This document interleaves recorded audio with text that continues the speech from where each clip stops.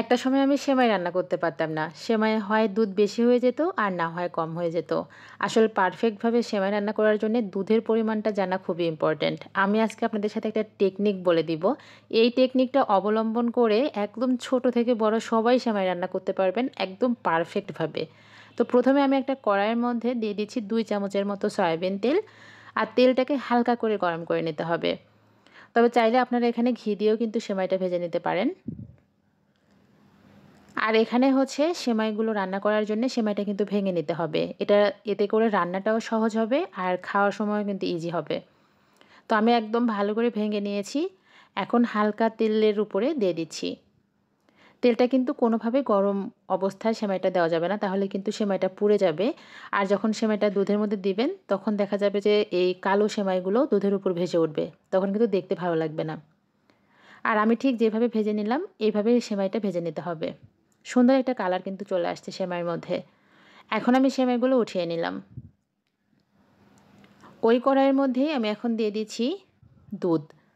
দুধের পরিমাণটা একটু বলি, আমি 1 কাপ পরিমাণ সেমাই নিয়েছি আর দিয়ে দিচ্ছি 4 কাপ পরিমাণ দুধ। অবশ্যই এই পরিমাণটা অনুযায়ী সেমাই রান্না করবেন। এতে করে দেখবেন যে সেমাই একদম পাতলাও হবে না আবার ঘনও হবে না। এখন দুধের মধ্যে দিয়ে দিচ্ছি আমি একটা তেজপাতা, 2টা দারচিনি আর একটা সাদা এলাচ। দুধটাকে এখন ভালো করে জাল করে নিতে হবে। দুধটা কিন্তু খুব ভালোভাবে বলক উঠে গিয়েছে। এখন আমি এখানে দিয়ে দিচ্ছি চিনি। আমি 1 কাপ সেমাইয়ের জন্য 1 কাপ চিনি ব্যবহার করছি। তবে আপনারা যে যার টেস্ট অনুযায়ী কমিয়ে বাড়িয়ে চিনি ব্যবহার করবেন। চিনি দিয়ে দুধটা আরও কিছুক্ষণ জাল করে নিয়ে এখন দিয়ে দিচ্ছি ভেজে রাখা সেমাইগুলো।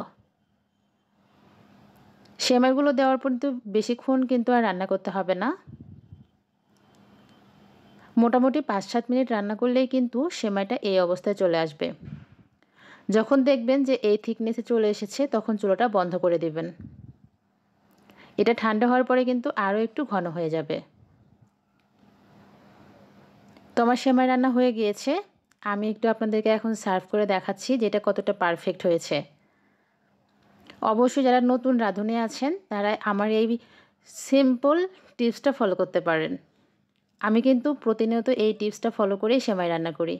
আর এতে করে আমার সেমাইটা একদমই পারফেক্ট হয়। এখন আমি সেমাইয়ের উপর দিয়ে দিব সামান্য একটু বাদামের কুচি। আমি এখানে কাঠবাদাম ব্যবহার করেছি। আপনারা চাইলে আপনাদের পছন্দ মতো বাদাম ব্যবহার করতে পারেন। বাদামগুলো দিয়ে আমি আধা ঘন্টার মতো ফ্রিজে রেখে দিব, কারণ এটা ঠান্ডা হলে খেতে বেশি ভালো লাগবে। তো সবাই ভালো থাকবেন। Thanks for watching. আল্লাহ হাফেজ।